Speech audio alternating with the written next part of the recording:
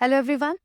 We are looking at chapter complex number, phase 3, exercise 1. We are at question number 33 of the chapter.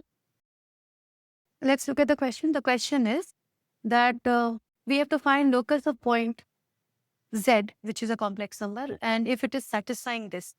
Now, a log is given to us.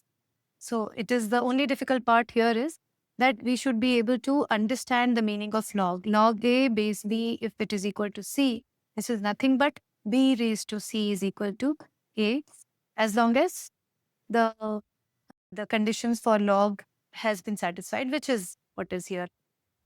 Root 3 and everything is positive here. So, we can just go ahead and then you can write it.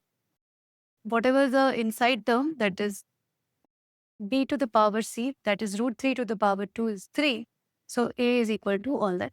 So this is equal to root 3. After that, we can just cross multiply, take it to one side, factorize, and we get two factors. Mod z plus 1 into mod z minus 5 is less than 0. Now we know from our inequality that this is always positive. So it will not take care. We can ignore this part. So this is nothing but mod z minus 5 is less than 0. Mod z meaning if z is a complex number as x plus pi y, that means it is x squared plus y squared root over minus 5 is less than 0. Take it to that side and square both sides.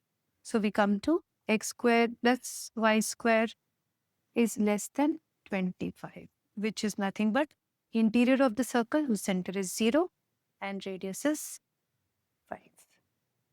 So the question was only, it got solved the moment we wrote it like this, the moment we understood how to take care of the log function. That's it. Thank you.